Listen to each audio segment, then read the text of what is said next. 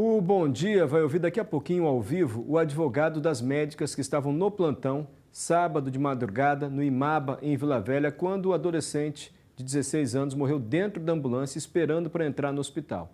Daqui a pouquinho o advogado vai falar ao vivo. Vamos só recordar mais uma vez como é que foi essa história, como é que foi esse caso e o que diz o governo do Espírito Santo. A Associação dos Médicos do Espírito Santo criticou a decisão do Estado de afastar as médicas que estavam de plantão. A gente precisa analisar na urgência desse hospital quais eram as condições, quantos pacientes estavam em atendimento naquela hora na urgência, se havia ou não a superlotação daquela urgência, quantos profissionais estavam ali trabalhando, qual era a condição de trabalho desses profissionais. Existe uma série de perguntas que ainda estão sem respostas e que devem ser analisadas. Por isso que eu vejo essa decisão como uma decisão precipitada, porque na medida que você afasta o profissional, você já está prejulgando, já está condenando. A Polícia Civil abriu inquérito para investigar a morte do jovem Kevin Tomé, de 16 anos, na porta do Hospital Infantil de Vila Velha. A Delegacia de Homicídios ainda não confirmou uma data para o depoimento das médicas. No fim de semana prestaram depoimento o diretor do hospital, 2 funcionárias e a enfermeira-chefe que estava de plantão. A polícia também está com as imagens gravadas pelas câmeras do hospital. Kevin passou mal e foi transferido de Cachoeiro de Itapemirim, no sul do estado, para Grande Vitória, em estado grave. De acordo com a médica da ambulância, Kevin estava com um batimento cardíaco acelerado e dificuldade para respirar. Por isso foi entubado. A família denuncia que a ambulância ficou parada 4 horas na porta do hospital e Kevin morreu sem atendimento. Oh, meu filho não fez isso com a mãe, filho. O secretário de Saúde, Nésio Fernandes, afirma que o hospital tinha toda a estrutura necessária para receber o paciente e que a vaga de UTI estava separada para Kevin. O secretário afirma que a morte foi consequência da omissão e negligência das 2 médicas intensivistas que estavam de plantão. Elas foram imediatamente afastadas. Por uma falha grave e inaceitável, as profissionais médicas intensivistas com registro no Conselho de Medicina, com especialidade para atender o quadro do Kevin, se recusaram em admiti-lo no serviço de pronto-socorro na vaga que estava garantida ao adolescente Kevin. A responsabilidade pela admissão é dos médicos assistentes dali da porta do pronto-socorro. E a omissão de socorro, a negligência dessas 2 profissionais, infelizmente, teve uma evolução catastrófica e inaceitável e será devidamente apurada e responsabilizada nos termos daquilo que pode ser aplicado, processo administrativo, civil, criminal, junto ao Conselho Profissional. O Conselho Regional de Medicina informou em nota que abriu uma sindicância, uma investigação interna para apurar a conduta das médicas. Kevin sonhava em ser jogador de futebol. O jovem foi enterrado neste domingo em Cachoeiro, no sul do Espírito Santo. Por mais que as pessoas não acreditem que possa existir jovem com integridade, com sonhos honestos, esse era o Kevin. O Kevin existia e ele foi tirado de nós de uma forma muito brutal. A questão em si não é a morte, a questão em si é a forma como mataram o nosso menino. Como já dissemos, a Secretaria de Saúde do Estado informou que abriu uma auditoria para avaliar todo o processo que envolveu o atendimento a esse adolescente. Tem mensagem chegando aqui sobre isso? Você viu, Fabiola? Tem sim, vamos colocar aqui. Olha, o Silvério está comentando, é um assunto que comoveu e ainda comove os nossos telespectadores. Claro, Silvério Silva, se não tem vaga de UTI, coloca o paciente na sala de emergência. Ele diz que já trabalhou. Eu mesmo, quando trabalhei no Imaba, na regulação, teria resolvido tal situação. Na minha opinião, como servidor de saúde, é a opinião do Silvério. E a Sueli está aguardando, Sueli não, a Gabriela, está aguardando aqui a entrevista com as médicas. Nós dissemos agora há pouco, né, que nós vamos ouvir o advogado das médicas. Eu acredito que o que todo mundo quer saber é qual será a explicação das médicas para o não atendimento ao Kevin, aguardando a entrevista ao vivo. O advogado das médicas está com o nosso repórter Aurélio de Freitas e fala agora ao vivo aqui no Bom Dia. Pois não, Aurélio? Agradeço também já a presença aqui do advogado que procurou o Bom Dia para se manifestar. Agradeço a confiança no Bom Dia, procurou o Bom Dia para passar aqui o lado das médicas. Exatamente isso, Mário. E nós, no nosso papel de dar voz e oportunidade para todas as partes envolvidas aqui no Bom Dia Espírito Santo, este caso que aconteceu no sábado e hoje, terça-feira, o advogado das 2 médicas, Jovaci Peter Filho, está aqui no Bom Dia para conversar com a gente e dar o posicionamento dessas duas profissionais. Doutor, bom dia, obrigado pela sua participação aqui no Bom Dia Espírito Santo. Kevin ficou na ambulância, na porta do IMABA, por 4 horas. Por que ele não deu entrada? Por que essas médicas, não vendo a gravidade do caso, não tiraram ele da ambulância junto com a equipe, obviamente, né? E prestaram atendimento para ele? Isso de fato aconteceu aos olhos das médicas? Bom dia, Aurélio. Bom dia, Fabíola. Bom dia, Mário. Bom dia a todas e todos que nos assistem. Em primeiro lugar, Aurélio, acho que é fundamental prestar homenagens para uma família enlutada. Nós estamos falando aqui de um drama, de uma perda, de uma morte de um jovem, mas não apenas de um drama para esse jovem, de um drama do sistema. Em primeiro lugar, é importante a gente deixar registrado que eu estou aqui praticamente fazendo um direito de resposta, porque não há que se tenha notícia uma apuração formal, uma apuração séria, para que de fato possa ser verificado o desdobramento de toda a ocasião. Mas respondendo objetivamente a sua pergunta, não houve nenhuma omissão. Infelizmente, houve uma fala muito contundente ontem do secretário, afirmando omissão de socorro, afirmando negligência, e isso de fato não aconteceu, como via de regra não acontece para pessoas, para profissionais da área da saúde que deixam as suas famílias em casa para dedicarem as suas vidas à vida de outras pessoas. Essas médicas eram médicas responsáveis pelo setor de emergência. Esse paciente vem transferido de Cachoeiro do Itapemirim com uma vaga, como disse o secretário, assegurada, porém o secretário não explicou isso para a população, uma vaga no pronto-socorro, uma vaga de enfermaria, ou seja, uma vaga, para que as pessoas entendam, de pacientes de baixa gravidade. Quando essas médicas se deparam pela primeira vez com o paciente, talvez se elas tivessem sido ouvidas, antes de tudo isso acontecer, isso já seria esclarecido. Elas se deparam com esse paciente pela primeira vez com a maca no corredor do hospital. Então a primeira questão que fica é como elas impediram a entrada desse paciente, se a primeira abordagem que ocorreu foi com o médico da remoção no corredor do hospital. Elas não têm autoridade nem autonomia para impedir o acesso. Agora, esse é um ponto.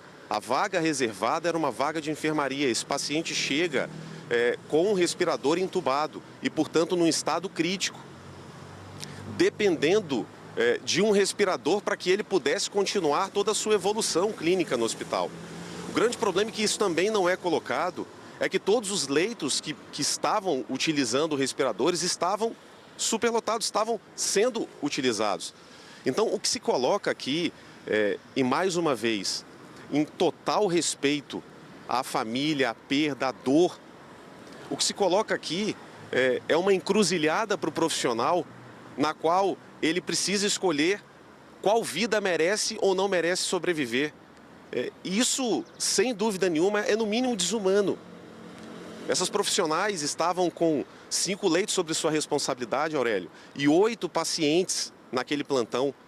É imponderável dizer que era um plantão tranquilo.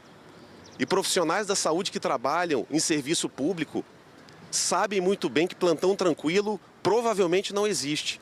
Desculpe te interromper, só para a gente entender um pouco melhor. O senhor está falando então que o Kevin, ele chegou de ambulância, ele saiu da ambulância, foi até o corredor e depois a gente tem os vídeos que comprovam que ele estava na ambulância. Essas médicas, quando ele desceu então, ele foi para o hospital, elas prestaram socorro? E se sim, por que então que ele voltou para a ambulância? Veja, ele sai da ambulância levado pelo médico da remoção, o próprio médico da remoção, ele verifica a incapacidade do serviço. Isso é muito importante que fique claro. Por mais dedicado e devotado que seja um profissional, ele tem limitações do serviço. Esse paciente ele já estava entubado, ele estava acompanhado de um médico. E mais um registro, não foi negado em nenhum momento a ele o atendimento médico. Ele estava a todo momento acompanhado de um médico e sendo assistido por uma unidade de terapia intensiva móvel.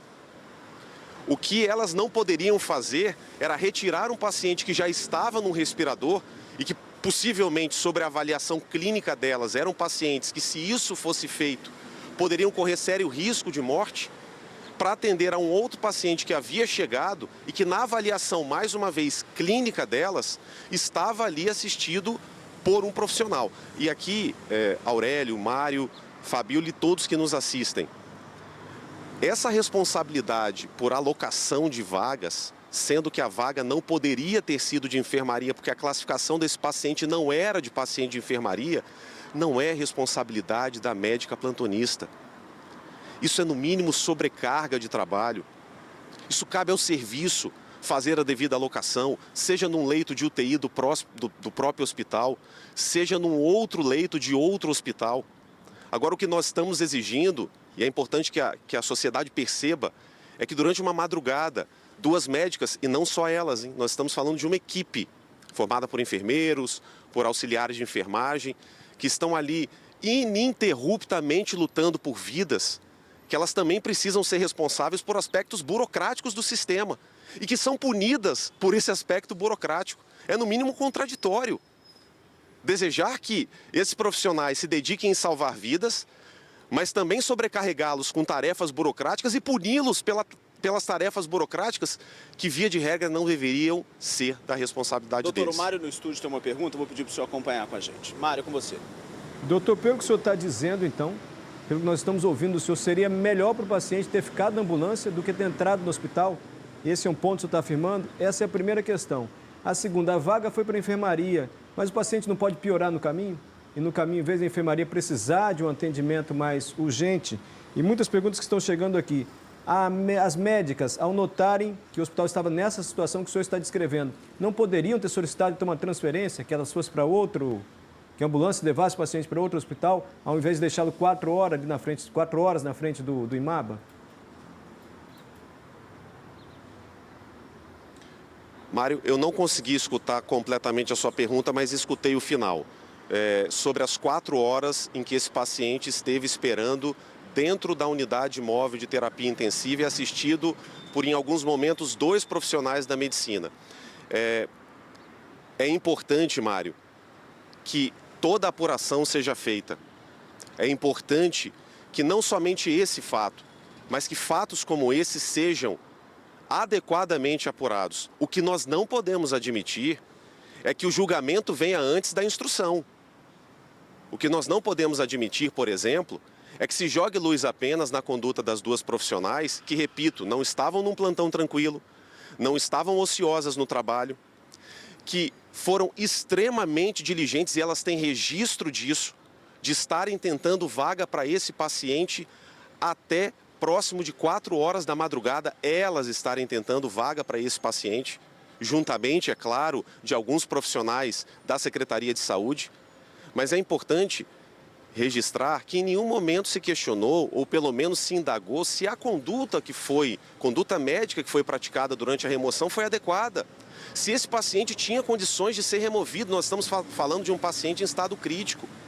E qualquer movimentação é uma movimentação que pode levar consequências para a evolução clínica desse paciente.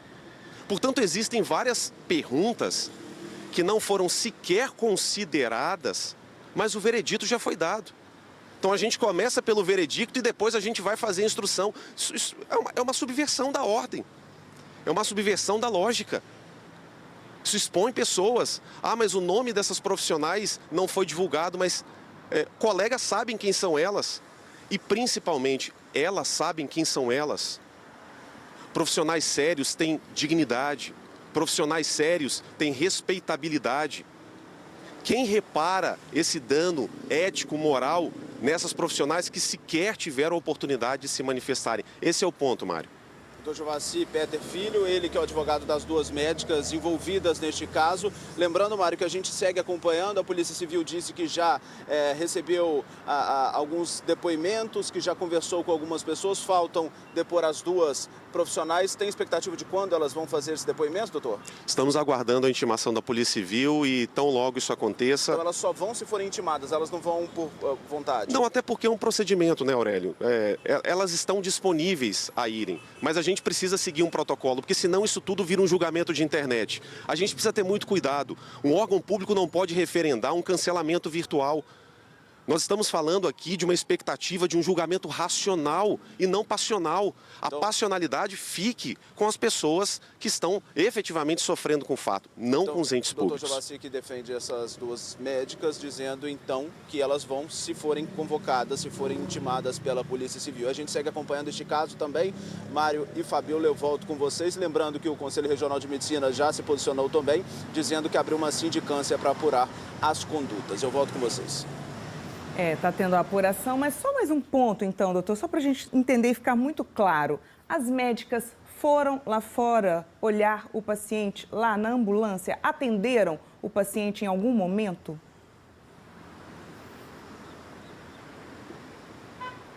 Doutor, o senhor conseguiu ouvir? A Fabiola está perguntando só para deixar bem claro. Essas duas médicas, elas de fato, elas foram até o Kevin, chegaram perto dele, avaliaram o quadro dele pessoalmente? Não teve essa avaliação pessoal, Fabiola, porque para que isso acontecesse, ele efetivamente teria que ter dado entrada no setor aonde elas respondiam. E veja, um hospital é um serviço muito complexo. Essas duas médicas, elas não respondiam por todo o hospital. Hospital existe pronto-socorro, hospital existe enfermaria, existe emergência, existe UTI. Na mesma maneira, da mesma forma em que esse médico da remoção, da empresa que presta serviço de remoção para a Secretaria de Estado da Saúde, adentrou com o paciente, com a maca do paciente, no setor de emergência, sendo que a vaga era para a enfermaria, logo outro setor, ele também poderia ter ido bater na porta da unidade de terapia intensiva. Elas só podem prestar esse atendimento, concretamente falando, quando o paciente é objetivamente admitido. E no setor dela não havia vagas para admissão do paciente. Então, outro profissional deveria ter prestado esse socorro, já que ele estava dentro do hospital em um outro setor. Aurélio, não penso que seja uma questão de outro profissional. Penso que seja uma questão de que o Estado deveria ter a vaga adequada, o Estado deveria apontar qual o setor adequado para que aí sim um profissional desse setor pudesse prestar o serviço. Porque senão a gente coloca toda a responsabilidade só no profissional. Existe uma estrutura por trás do profissional. Serviços de saúde são serviços complexos. Sob pena da gente responsabilizar apenas o profissional, criminalizar a conduta do profissional, que há pouco tempo atrás nós estávamos homenageando. Nós não podemos esquecer do trabalho hercúleo que médicos, enfermeiros, auxiliares de enfermagem fazem todos os dias. E não podemos deixar também de considerar, são responsáveis, precisam ser sancionados, mas eles precisam de estrutura de trabalho. Tá certo. Doutor Jovassi Peter Filho, advogado das duas médicas, falando ao vivo aqui no Bom Dia Espírito Santo. Mário e Fabiola. Obrigado, agradeço mais uma vez a presença do advogado. Nós estávamos tentando mesmo ouvir as médicas. O outro lado, o governo do estado afirmou com todas as letras, falou em negligência e omissão. O governo do estado disse que havia vaga, equipamento, insumos e pessoal para atender. Você acabou de ouvir o que disse a advogada das duas médicas que foram afastadas pelo governo do estado em relação a esse caso. E a família, claro, exige e merece uma resposta, porque o Kevin morreu, ficou 4 horas dentro da ambulância na frente de um hospital público.